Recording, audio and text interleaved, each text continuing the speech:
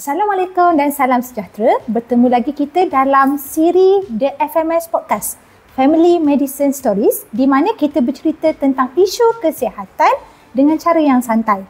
Saya perkenalkan diri saya dahulu. Saya Dr. Ain Sabrina, FMS, Family Medicine Specialist atau lebih dikenali sebagai pakar perubatan keluarga, di mana kami adalah pakar di klinik kesihatan yang merawat pesakit dari kecil hingga ke warga emas, sehingga sampai kematian. Kami menjaga semua satu keluarga secara komited. Okey. Untuk episod lepas, kita bercerita tentang kesihatan lelaki. What makes a man a man? Ataupun apa yang menyebabkan lelaki itu adalah lelaki. Siapa yang terlepas tu, boleh tonton kembali. Buka saja The FMSA YouTube, di mana ada beberapa video berkaitan dengan podcast tersebut.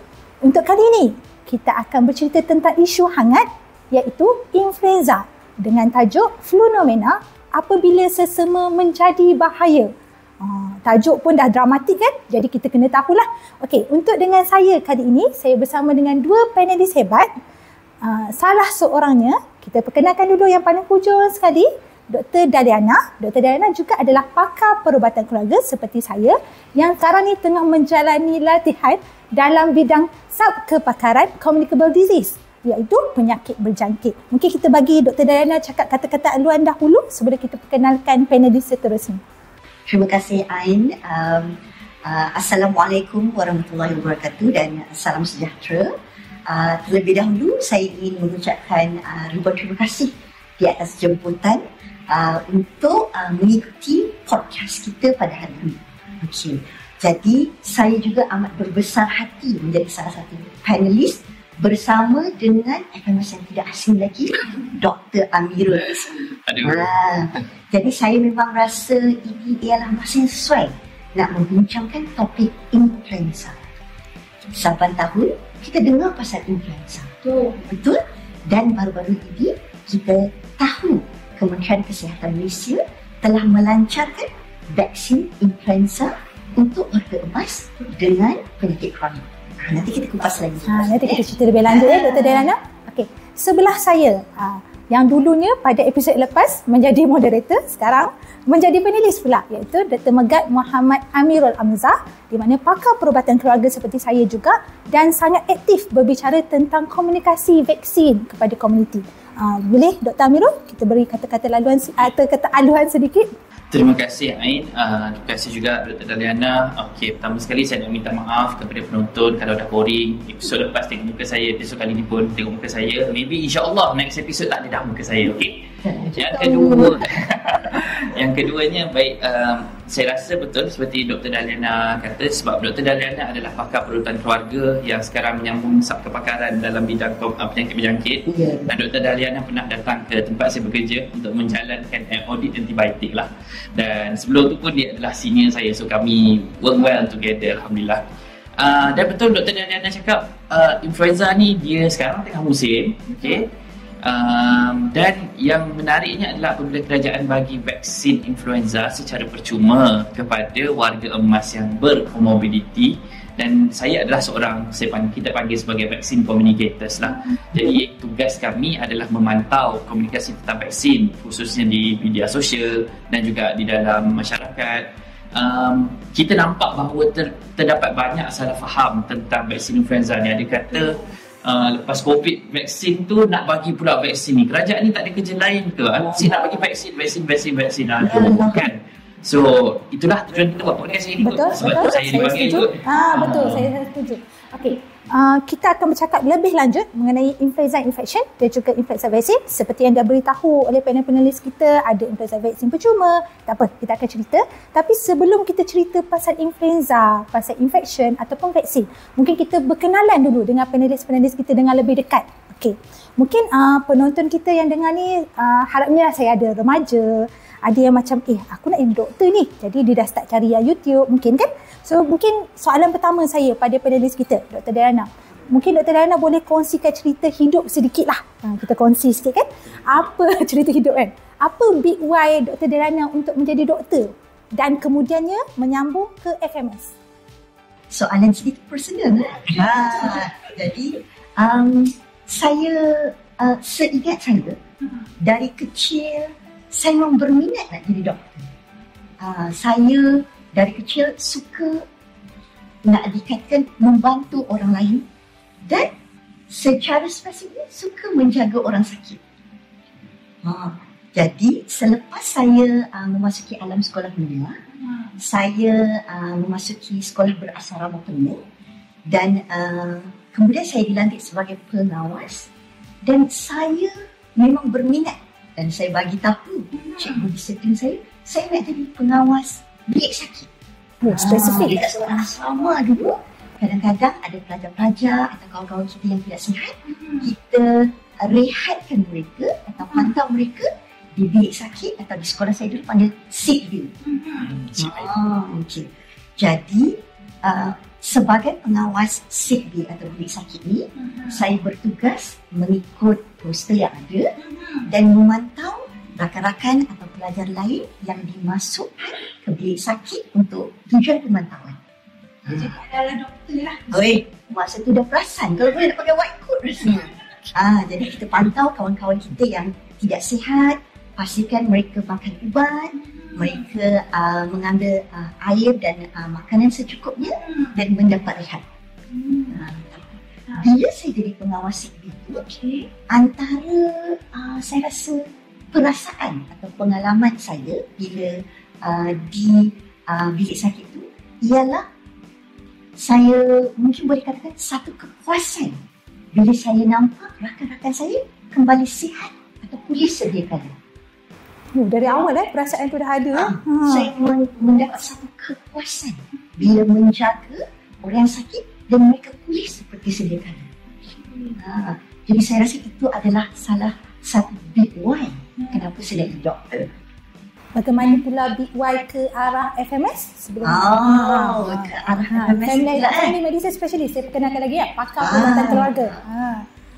Jadi kalau dari kecil dah jadi pengawas bilik sakit kan, kemudian masuk ke medical school, dah habis medical school, kemudian perjalanan kerjaya saya membawa saya sebagai medical officer di Hospital Jasim. Hospital Jasim ni untuk adik-adik ataupun penonton di luar sana semasa zaman saya dahulu ialah hospital susah nak sebut kadang-kadang sekarang kan. Tapi kita cerita sebab dahulu Hospital Jasim ni ialah hospital daerah tanpa pakar. Hanya pada masa itu ada 5 sahaja pegawai perubatan atau MO. Jadi dengan 5 kerat tu nak kena on call tu hampir kerap lah kita panggil EOD on call ataupun selang sehari dia kena on call. Tapi ia menjejaskan sedikit kehidupan saya sebab dia membuatkan saya tidak boleh menjalankan hobi saya. Tahu tak Amirul atau my favorite pastime? Dia dah tahu sebab kita dah bersembang sebelum ni, tapi penonton mesti tak tahu je. Favorite pastime saya ialah tidur. Memang suka tidur.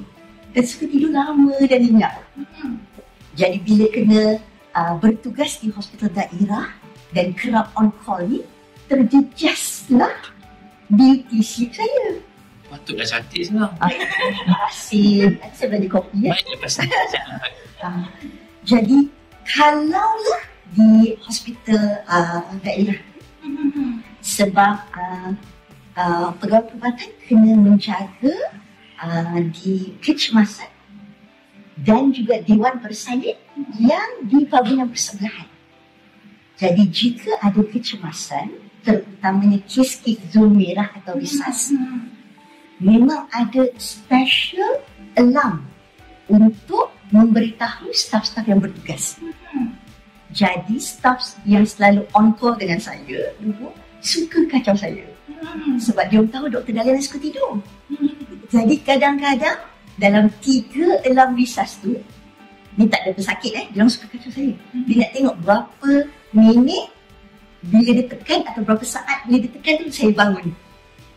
Jadi kadang-kadang nyenyak sangat tidur. sampai kena ketuk pintu.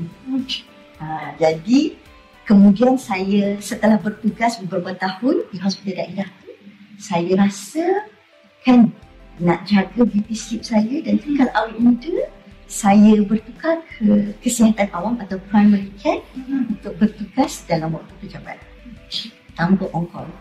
The best choice ever. Wow. Itu strategi saya. Okay, terima kasih Dr. Diana. Kita dah dengar dari segi Dr. Diana punya perkongsian. Mungkin kita boleh tanya Dr. Amirul soalan yang sama. Big Y kenapa menjadi doktor? Dan akhirnya FMS. Sebab kita tahu ada banyak liku-liku sebelum jadi FMS kan? Okay. Baik.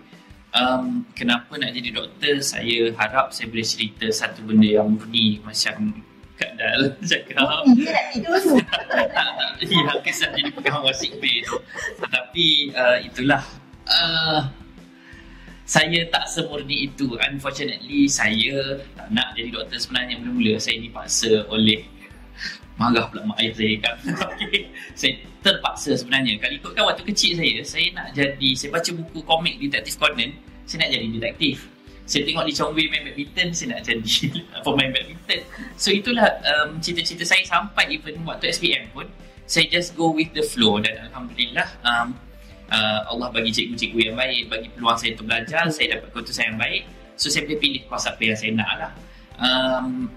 Tapi parents saya memang push untuk jadi doktor dan saya masuk. Saya dapat tawaran ke overseas tapi saya tak nak, anak mak lah katakan. So tak nak pergi overseas. So masuklah asasi UM PASUM tentu. Waktu dekat asasi UM, belum masuk lagi PASUM tu, ada seorang makcik di sebelah ayah saya, adik pada ayah saya, nazak disebabkan oleh kanser payudara tahap 4 dan di hospital yang saya bekerja sekarang ni lah. Waktu tu kami ramai-ramai dipanggil ahli keluarga termasuk saya, dan waktu tu surgeon pakai bedah nak explain keadaan makcik. Dalam family saya time tu tak ramai yang ambil bidang sains dan tak ramai, of course doktor tak ada langsung dalam family saya, dan diorang kata Amirul lah pergi. Diorang panggil saya Yoi lah pergi sebab Yoi nak jadi doktor. Time tu Yoi dengar apa yang doktor pakai bedah cakap dan explain kat family. Masa tu saya ingat saya pergi dengan kakak saya, dan bila saya dengar tu, of course surgeon tu sempat jadi cikgu saya. Sampai sekarang pun saya kerja sama dengan surgeon tu. Tapi waktu tu dia muda lagi, belum dia baru jadi pakar. Dia ceritakanlah macam mana keadaan aunty saya, keadaan mak saudara saya yang waktu tu tengah nazak, dan saya kena explain dekat family member saya lah.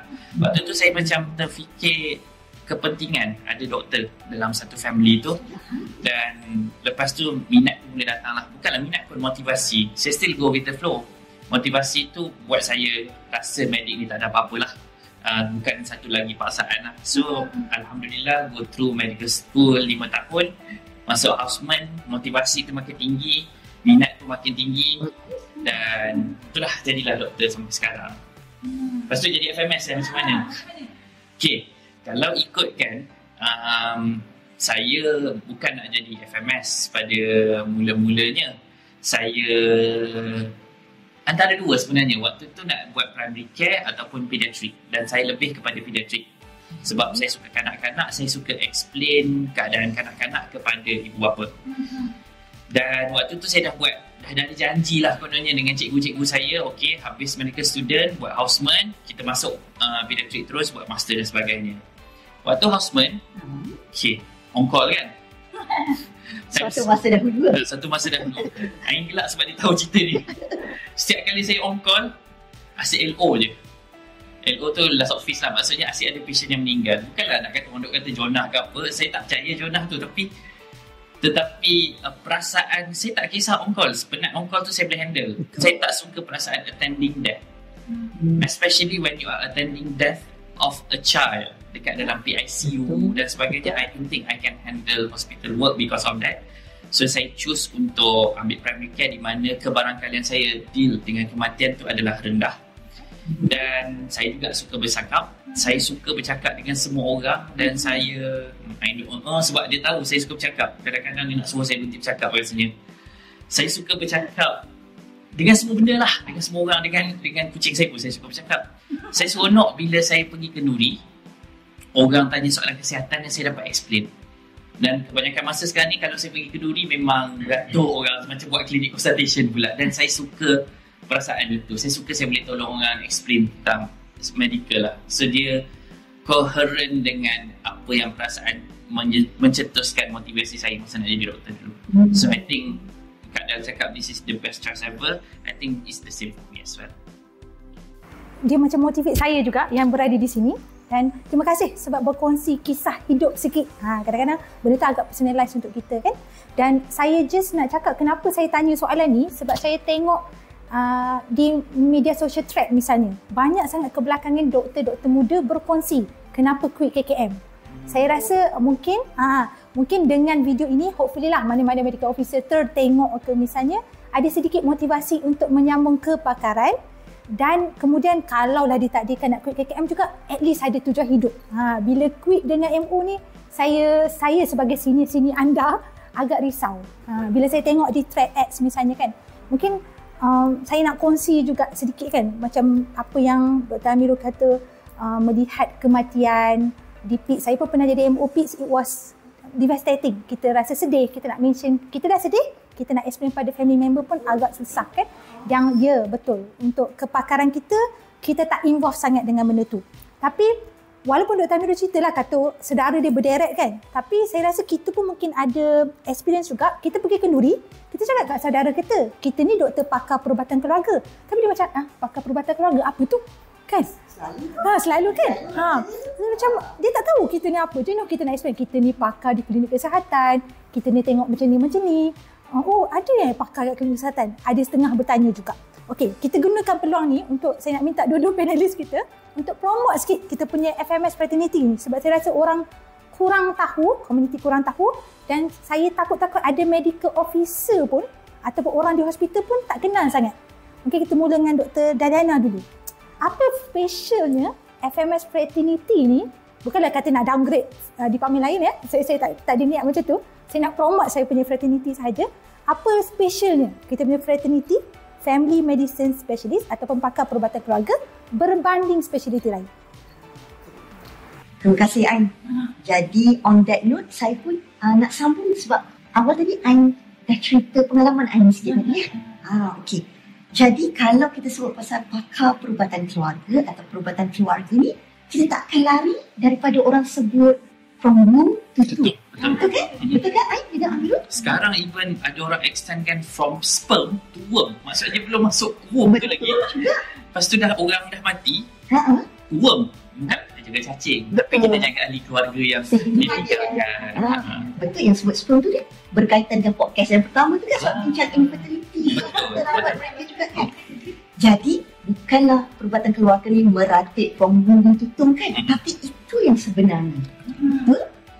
Jadi saya yakin dan saya berasa satisfied sebagai pakar perubatan keluarga bila mana saya berjumpa dengan mana-mana pesakit saya merawat mereka dari segi holistik. Macam Dr. Ain cerita pengalaman-pengalaman Dr. Ain sebelum ni. Jadi bila kita tengok seseorang pesakit, kita tengok juga the dynamic of the family. Jadi kita boleh faham ataupun kita lebih memahami isu-isu yang dihadapi oleh pesakit. Kalau betul. Kalau kita nak kira pesakit, mungkin contohnya pesakit kencing manis kita tak makan ubat, gula naik, rasa nak marah juga. Kenapa tak makan ubat? Kan? Tapi bila kita jadi pakar perubatan keluarga, kita akan explore more. Sebab kita nak tahu kenapa seseorang pesakit ni susah atau gagal untuk makan ubat atau menjaga kesihatan dia. Rupanya mungkin tinggal sendirian. Mungkin juga macam Dr. Ain ada kongsikan, mungkin dia sendiri walaupun pesakit terpaksa jaga orang lain yang sakit juga.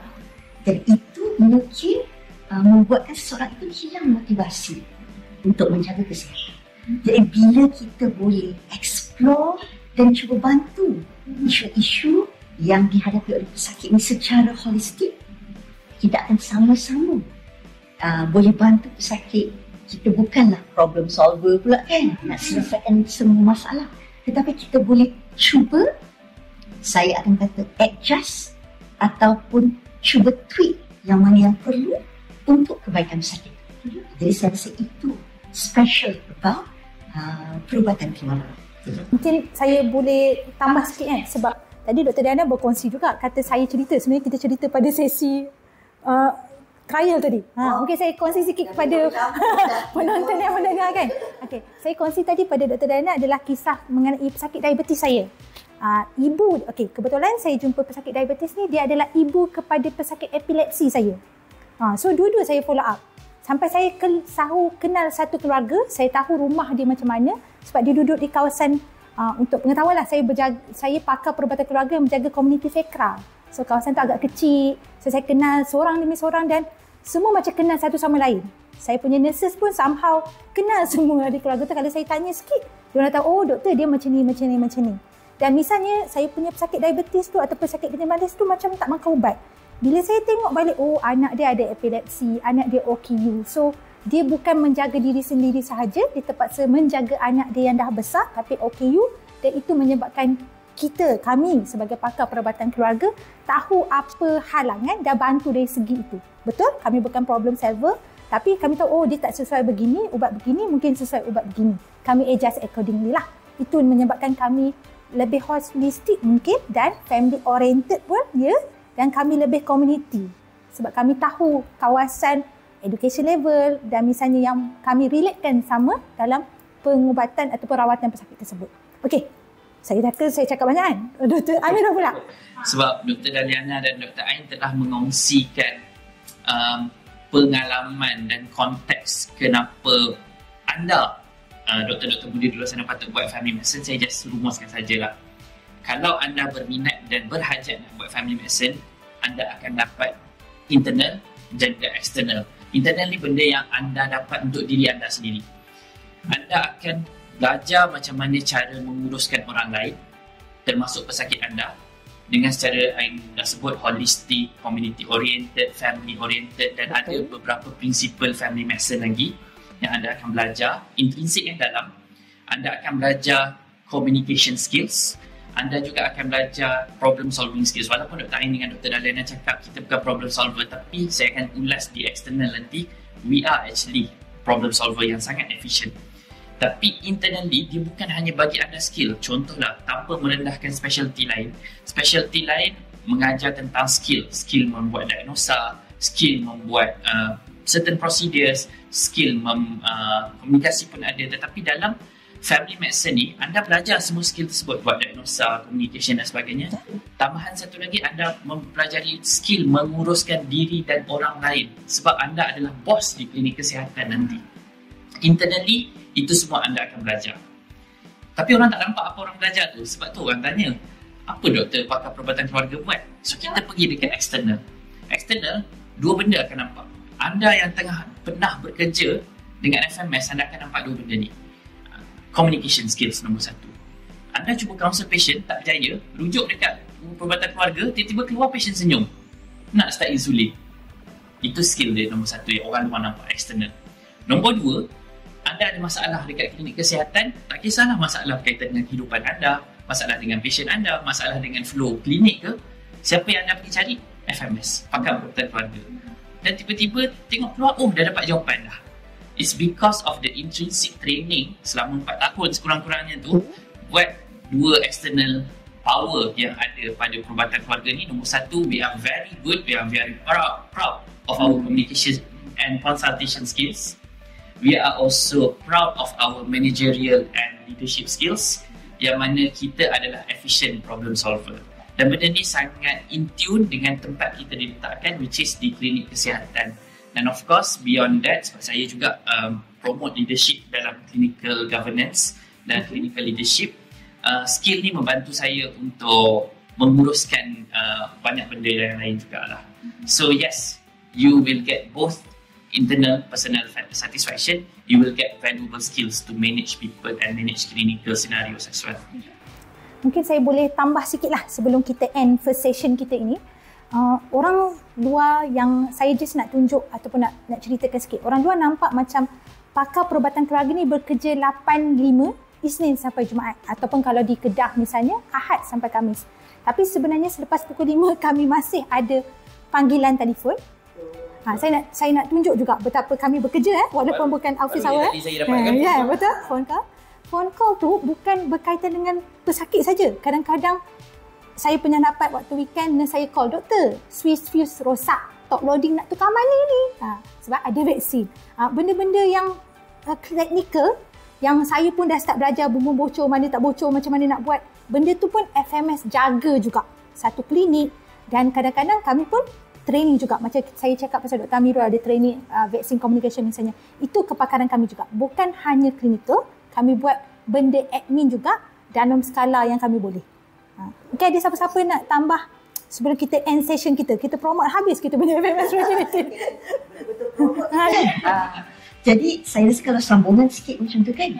Jadi saya rasa saya nak tekankan juga sikit. Mungkin ada salah faham mungkin dengan pegawai-pegawai perubatan di luar sana. Kesihatan awam atau klinik kesihatan ini the easy way out. Tidak sama sekali. Jangan menipu diri sendiri ataupun salah faham. Macam Dr. Ain dengan Dr. Amirul tunjukkan tadi, kita punya fraternity mengawal sendiri banyak juga bahagian-bahagian atau cabang yang lain dalam kesihatan awam. Dan di luar waktu pejabat, FMS tak boleh just switch off macam itu saja. Jadi jika ada apa-apa kecemasan, termasuk disaster, FMS pun akan terlibat. Jadi walaupun nanti kat luar sana pula tak jadilah pula nak jadi FMS, banyak pula kerja je. Tapi jadikan ini satu cabaran untuk anda semua. A very interesting fraternity. Ini is very rewarding sebenarnya fraternity ni, dan that's why kita buat benda ni kot sebenarnya. Walaupun busy, walaupun phone call ada, dan walaupun Dr. Ain kena datang jauh, kita masih nak buat benda ni sebab we think this is the way to move forward untuk communicate kepada public tentang bahaya influenza sebentar lagi. Dan juga we want more of you guys to join us in primary care dan family medicine. Saya rasa itu saja untuk sesi pertama. Mungkin kita berehat sebentar dan ya, dan kita masuk untuk sesi seterusnya, terus berkaitan dengan flu pneumonia, bila sesama boleh mendatangkan bahaya. Kita jumpa lagi selepas ini.